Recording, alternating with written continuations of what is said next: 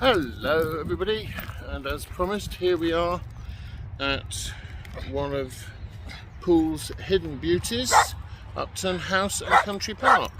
Hopefully you can hear me over the sound of the traffic, the wind and the dog. Upton Country House, as it stands at the moment, is a Grade 2 listed Georgian country house and estate. The estate first founded in the first known resident of it was the Earl of Huntingdon in 1592.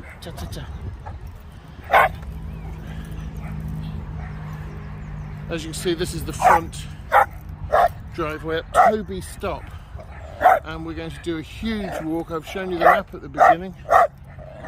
We'll go down to the lake and round to the edges of Poole Harbour, and hopefully you'll get to see some beautiful things. As you can see, it's very busy. There's people out enjoying picnics, and again a beautiful country estate right in the middle of one of the oldest parts of the BCP authority. Here we are in Poole, on the edge of Poole Harbour at Upton Country Park. So as we draw closer to the house, you can see it's Palladian style Georgian house, circa 1818, built by the Spurrier family, who acquired the Upton estate, which used to be called Rookway back in the days of the Earl of Huntingdon, presumably because there was predominance of that type of bird. You can see it's double Palladian fronted. It's a nice provincial town or landed commoner style of property. It's used now for corporate events, weddings, funerals. I've actually conducted a funeral in the library, and one of the function rooms off that. Hopefully we'll go around the back and see that in a minute. A beautiful little house, well, bigger than mine, so it's not that little, and very well worth a visit. But the grounds are what we're here for today, so we're going to head off through that gap there towards the daffodil woods. You see on Easter Day, some of the daffodils have already finished, but up ahead there's a nice crop of them. Sorry about the motorbikes in the background. We're on the side of the Dorset Way / Dorchester Road, and obviously it's Easter Day, so there's a lot of people out making the most of this beautiful weather. What a very weird place to put a parking pay site. We've tried them. 3 of us tried where I parked, and they don't take cash, they don't take cards, so we videoed it.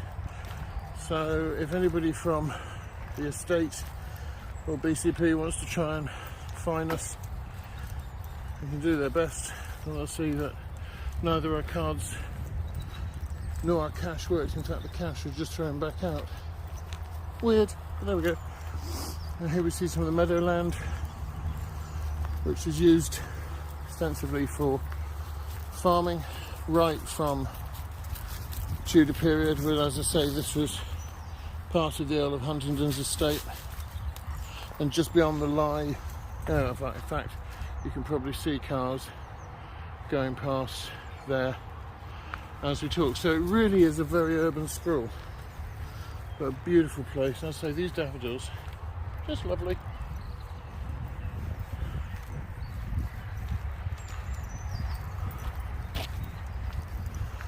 So I found a parking place to pay, but I haven't found a dog waste bin yet. That's weird. Look at this beautiful oak tree. Isn't it statuesque? Still a bit soon for it to be out in leaf, but getting there, as you can see. On we go. So we're walking up this path and coming to the back side of the house now, and we're just by this little wetland pond. The pleasure gardens here at Upton were originally surrounded by farmland, and in fact we've been past some of the farmland. There's some more meadows there, and then in the distance you've actually got Poole Harbour. But nowadays it's got a far richer habitat. There's a lot of grassland, woodland, wetland and shoreline. In fact, there's a bird hide. I daren't take the dogs near the bird hide, but we might go past it. Some of the oak trees are older than the house, the current house, and obviously there's a lot of plantation that's gone on here to limit the view of the shoreline from when Spurrier had the house built in the start of the 19th century, the time of George III and George IV. There's over 3,000 species here. In the last 200 years, there's more planting. We've got the Llewellyn wood and the Grove wood, which is a beech tree wood. The Llewellyn is coniferous. In 2019, the local council, with help from the Heritage Fund, planted another 7,000 trees, and they've created wildlife corridors throughout the estate, so we'll see some of them. And hope you enjoy a lot more. If we're very lucky, I think it's unlikely with old Ratbag here, we might even see some deer in the distance. So we're heading up now towards the house, to the rear aspect of the house, and of course this is where promenade used to take place. You know from my other videos I love the environment, so here's a stumpery that's being created, doing wonderful work for our insect community. And I'm going to cut across the grass to try and keep away from people and dogs, because you know what ratbag's like. So we're going to cut through here. This annoys me. You know, we're in a public garden. People bring all their rubbish with them and then dump it here. They can't be bothered. They must have brought it in bags. Why couldn't they just take a little bit of time and stick it in the bags and take it home, or use one of the bins that's in the park? That would be nice, wouldn't it? Ah, I see the house is open. Well, obviously because I've got the dogs, won't be able to go in, but I will take you up and show you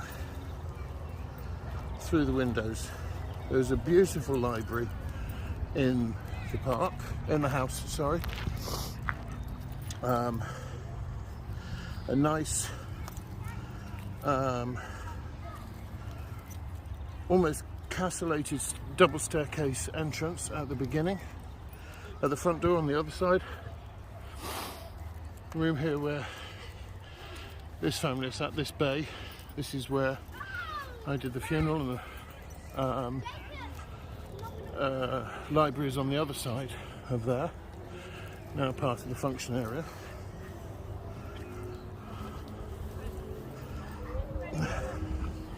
Came here for the funeral because Poole Crematorium is currently being rebuilt. So as it says, the house is open at the moment, but I won't go in because of the dogs. But if you want to come, as you see, there are guided tours of the house. It lasts about 45 minutes, and everybody is welcome to view, but obviously not with dogs. So from here, this is the view that the Spurriers would have looked out over. Obviously the trees wouldn't have been quite so established then. As you can see, right through to the wetlands at the northern end of Poole Harbour, which is the world's second largest natural harbour. And carry along this pathway past the ice cream stall. I might treat myself on the way back, might even treat the dogs on the way back. So let's see where we end up next. As I said, there's a lot of wetland around here, and here we are at one of the many ponds. I think, don't count me out if I'm wrong, I shall put an overlay on that this is one of the ponds that was created by the Llewellyn family who lived here, and also created the coniferous woods.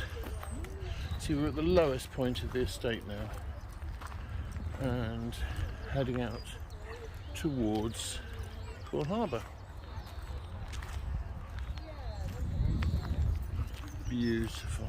So there we see William Llewellyn in his First World War officer's uniform, the last private owner of the estate. His daughter Mary became a very influential local politician. She's very modern in those days, of course. And we're coming around the back of Llewellyn's Pond, past these raspberry, blur and blackberry creepers. You get some really tasty ones off here later in the year. Often come down and berry pick. And over in this direction, looking out over Rockley and the Hamworthy part of Poole in that direction. And there's the railway bridge.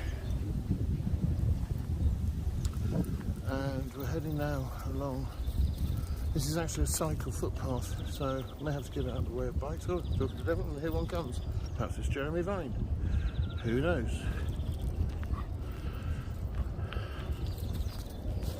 There's a better view of the wetland area.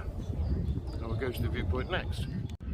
There with Poole Harbour, this inland area. Remember, it goes on for miles and miles and miles, but if we turn around, we get the view back up the waterway drive to the rear gardens of Upton Country Park. As you know, I'm doing these walks in April for Royal British Legion Walk 100 Miles in April campaign. If you have any spare pennies, links in the comments below. Please feel free to donate. Every penny will be gratefully appreciated, and for a war veteran such as Captain, I think he ended up as a major actually, Llewellyn, in this house it seems quite appropriate. And with the Royal Marines over at Rockley, we're probably the closest we're going to be to the military that I'm trying to raise money for helping today.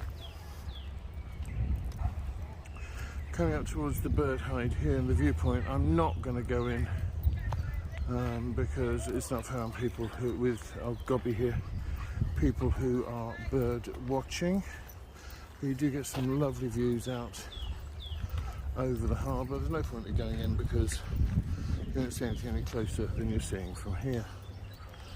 But as you can see from this sign, here we have peregrine falcons, pintails, grey herons, widgeons, oystercatchers, black-tailed, can't read that, kingfishers, ducks, geese, avocets. It's a very full area for bird life. Here we are, even more. Often see ospreys over here, shovelers, little egrets, red shanks, dunlims, curlers, waders and teals. So you see a very lively area and a very noisy dog. Heading up here now towards the walled garden. So here we are coming up to the rear of the walled garden. You see where that little child is? There's the gateway in. As with most landed estates, they're all self-maintaining. But Upton was no different. Had some vegetable gardens, fruiteries. At one point there was an orangery here. Look at that lovely walkway down there. We're going to walk round to the other side so we can come in and have a look round. We're going to follow the hedge line and take us, yeah, rhododendron.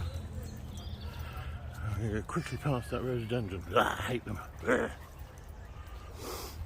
Oh, and up ahead, that red bush, if I'm not mistaken, is red robin, which is one of my favourite hedging shrubs because it gives some interest all year round. Plenty of colour The shrub is predominantly green, it's deciduous, but the red leaves are always the new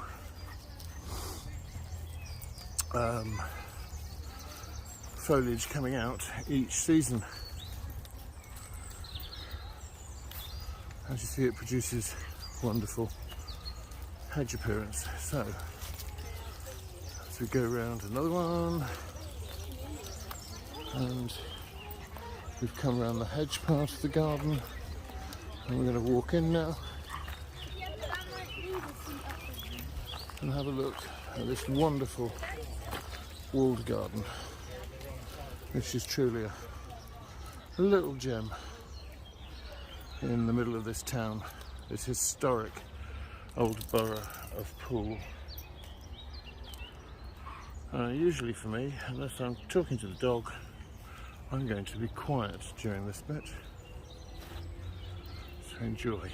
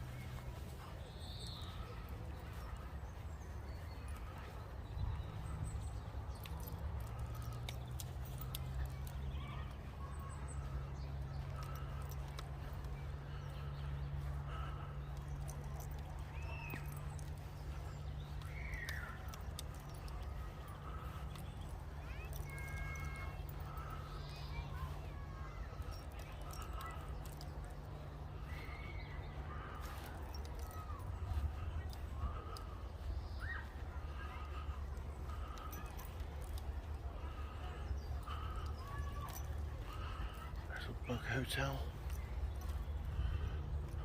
I think this may be the ice house, or the old ice house, I'm not quite sure.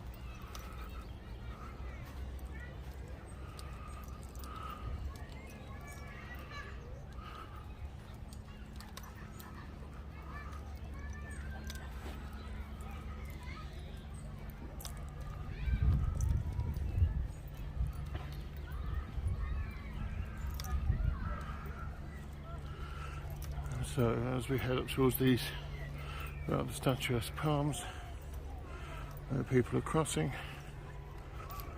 we're going to go around and into the inner part of the walled garden as well. Hope you enjoy. See you in a bit.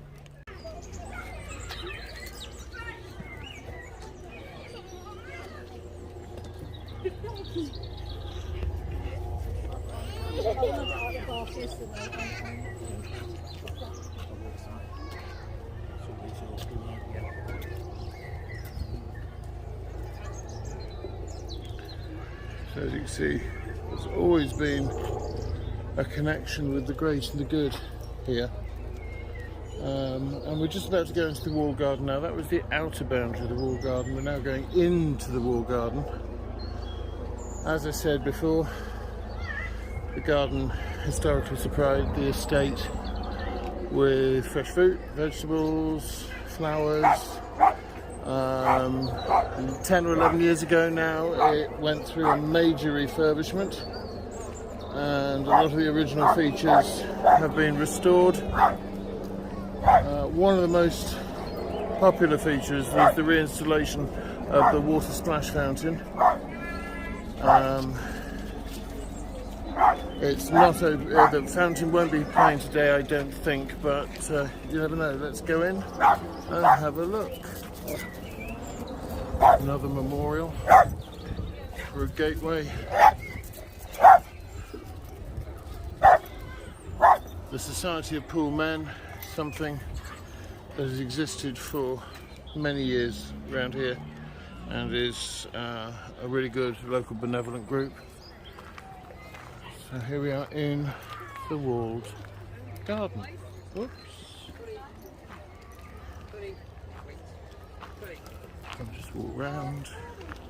Nice box borders all around the edge and on the corners as well. That's the splash fountain that will be working from next month onwards. You'll see it a bit closer in a second.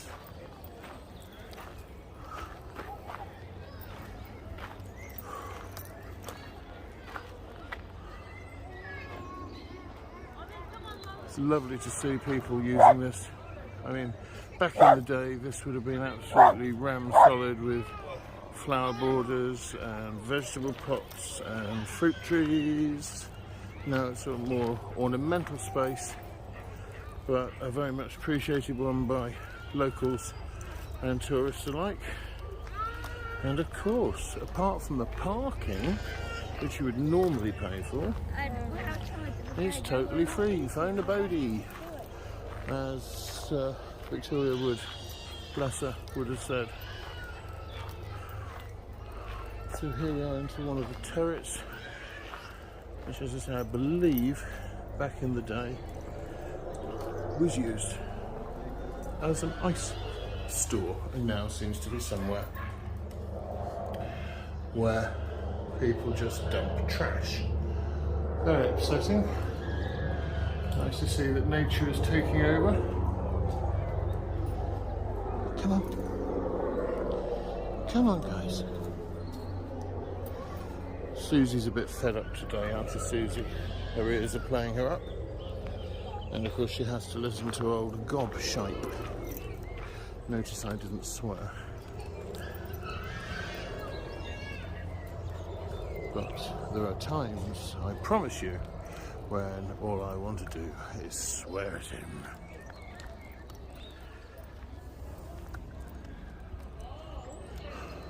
But he can't help it.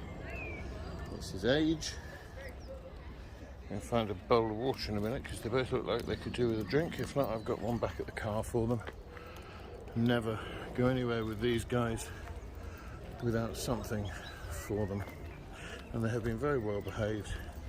So I am going to treat us to an ice cream back at the house. They can have a little bit each.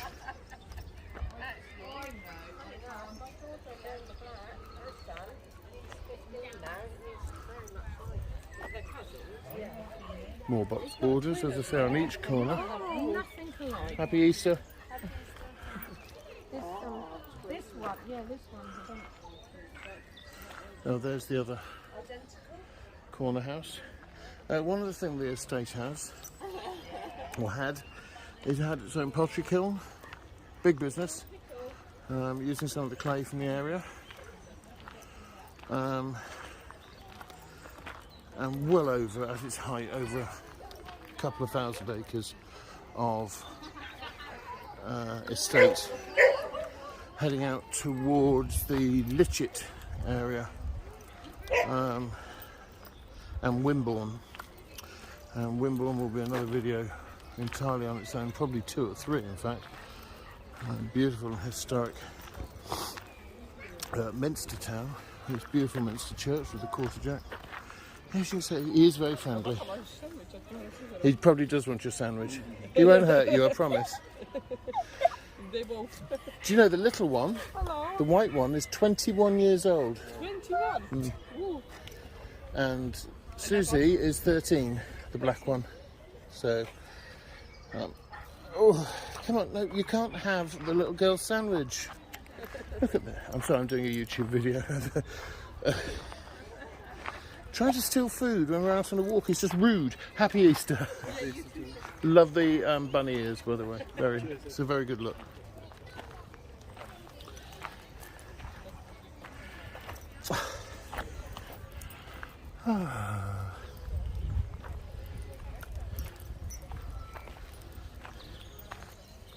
Everybody wants to meet my babies. There is a gate with the symbol of the ancient borough of Poole.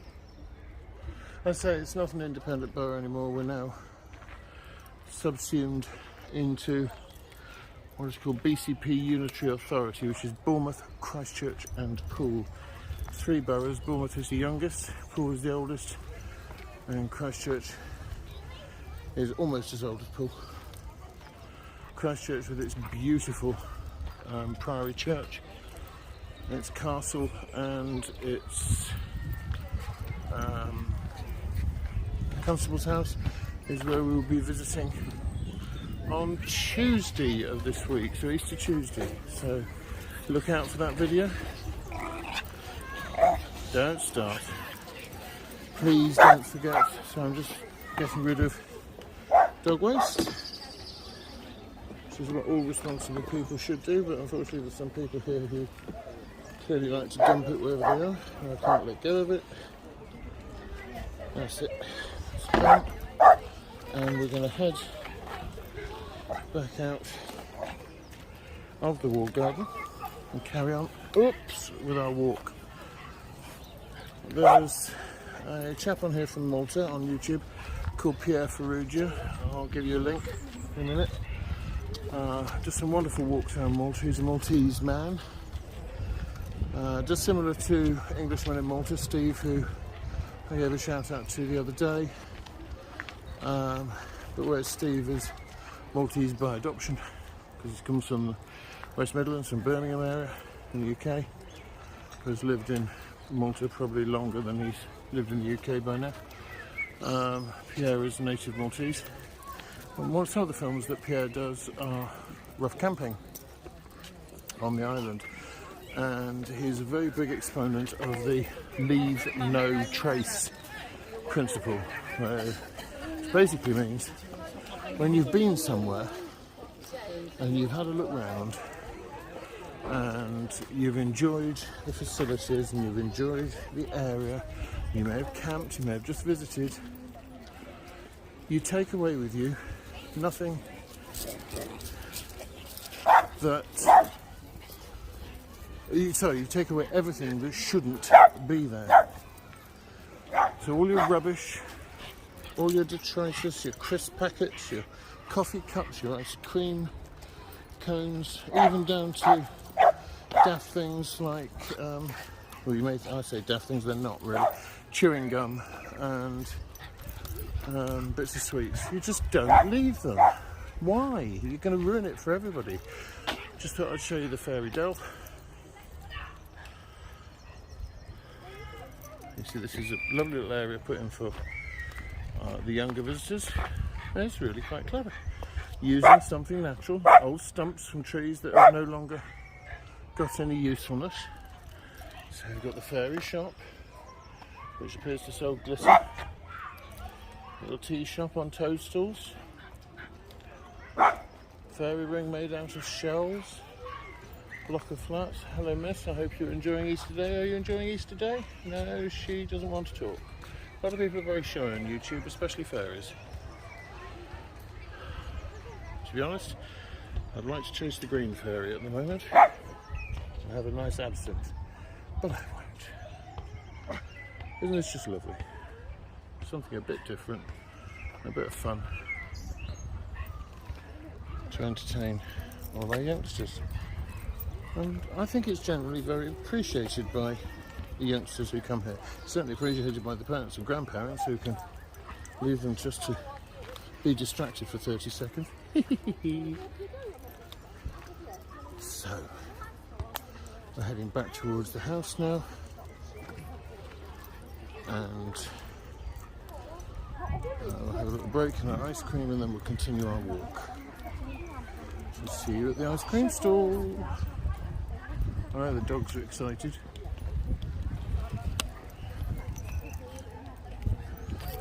Sorry, I thought I'd stop that then, I hadn't. I'll stop it now. Yeah, for some reason it doesn't want to stop, so I'll stop it. So I've had to come off the path because Toby decided he wanted to say hello to the dog, and the dog did not want to say hello to Toby. So on this occasion, it was not Toby causing the grief, it was another dog. Still, dogs will be dogs. So I'm cutting through the shrubbery. I mean, this planting is very natural. It's very appropriate. Until all the restoration work started taking place, this is incredibly overgrown. You wouldn't be able to walk through here half of the memorial benches you couldn't see. They really have done an exquisite job here. And look at these colours as we go through. I love spring. Oh, Toby needs to do something natural. There we go.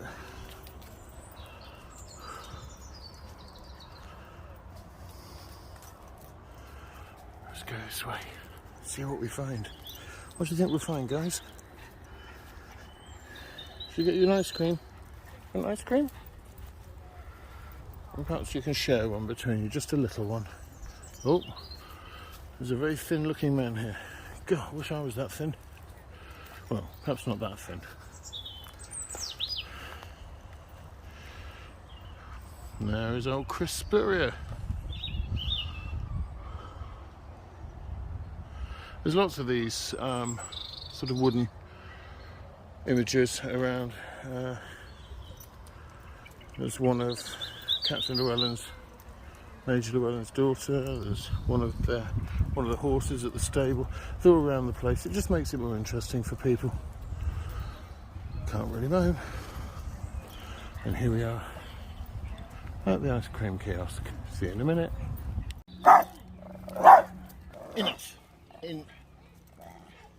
Enough. Enough. Okay, so here we are. Dog's ice cream first. Obviously, they have to come first. At this rate, somebody just said to me, as he's 21, will he get to 23? I said, at the moment, the way he's behaving, he'll be lucky to get back to the car. Susie loves her ice cream. Don't you, baby? Oh dear, now drop that. Hang on. Oh, just a second. Technology and dogs do not go hand in hand. So from the 1700s, cod fisheries were well established in Newfoundland in Canada, and a lot of sailors travelled there for work from England, employed by a lot of merchants, mostly from Devon, but there were a few from the harbour here at Poole, most notably the Spurrier family, or Spurrier. Now, they originally established their business in 1672 in St Mary's Bay in Newfoundland. The best known of their ships was the Barkatine, which I'll put in an overlay on here, which was called the Upton, obviously named after the estate. William Spurrier used his wealth to buy extra land here at Upton in the late 1700s, and then Christopher Spurrier inherited it from his father William, and actually built the house you see now between 1816 and 1818 in what was then the very fashionable neoclassical style. It was built so it could be seen from Poole Quay, so it really showed off the wealth of the family. Poole grew a lot of trading fortune from the fishing industry.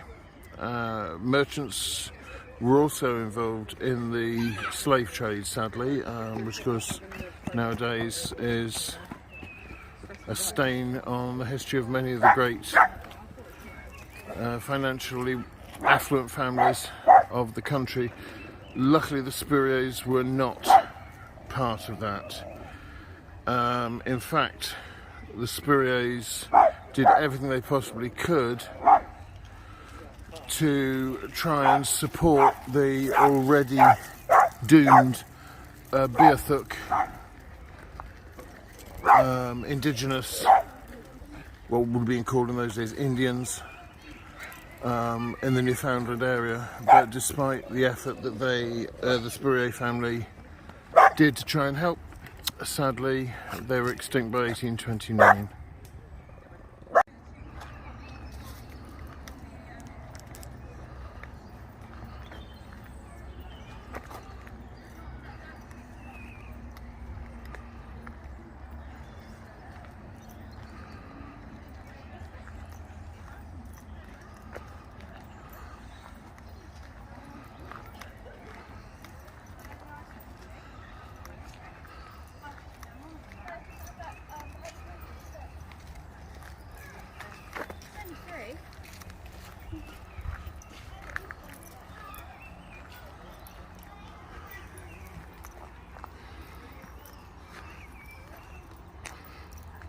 Bluebells, they're starting to come out now.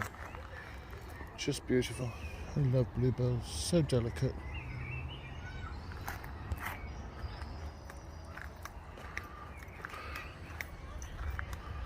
I love these azaleas even more. And the rhododendrons. I hate them rhododendrons. So looking back up through the trees to the southern aspect of the house, I just want to tell you a bit about the three families of Upton House. The house is very brief in history really. It was built in 1816 by a very feckless Christopher Spurrier, who built it to impress his father-in-law. He was a terrible gambler and ended up squandering all of his inheritance and a terrible political career, and he was forced to sell it in 1828 to Edward Doughty Tichborne. There he is, who had an unexpected fortune that he inherited from a very distant cousin. Edward subsequently passed it on to his nephew Roger Tichborne, who had many summers here but wintered in London, I think, but was lost at sea in 1854 when his boat was wrecked off that famous country, South America. He was presumed dead. There was a scandal involved with that, the infamous Tichborne claimant scandal. A man arrived in 1866 from Australia who claimed to be the missing heir of Roger. Unfortunately, the legal case that the family engaged in bankrupted them, and they too subsequently had to sell. And they sold then to the Llewellyn family, William and Francis, who only took up residence in 1901. Francis was tragically killed in a car accident on what is now Poole Quay in 1907, in the very early days of motor driving. Their children, of course, Bill in particular, and then Jay and Mary, they became great pillars in the Poole community. Bill was a great pioneer for prison reform in the prison service. Jay Llewellyn was Minister of Food during World War II and responsible for rationing. And Mary actually became the first female Sheriff of Dorset in a time when women didn't have those sorts of positions, and also the first Lady Mayor, not Lady Mayoress, the first Lady Mayor of the Borough of Poole.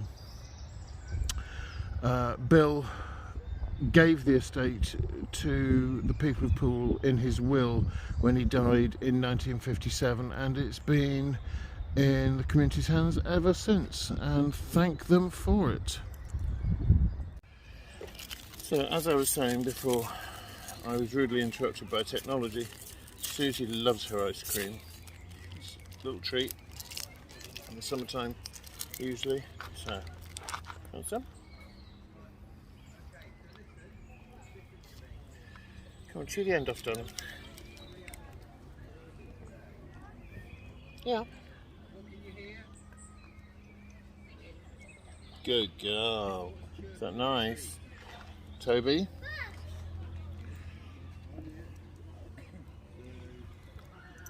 Toby? Toby? What's this?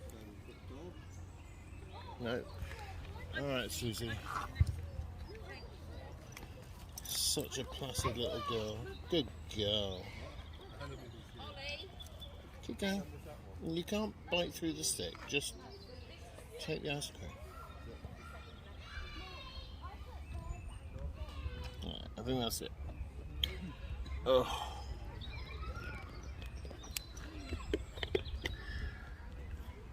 And now I'm going to enjoy mine. and I hope you've enjoyed this little tour round Upton Country Park. If you have, I'll be very grateful if you would like and subscribe. I need all the support I can get. Some would say I need mental health support, and I probably do. I've got my hat on because it is so bright in the sun. I begin to burn. Shut up. So, Magnum in hand, Easter day sorted, nice walk in the park. Have a great day and have a lovely Easter, and see you in the next one.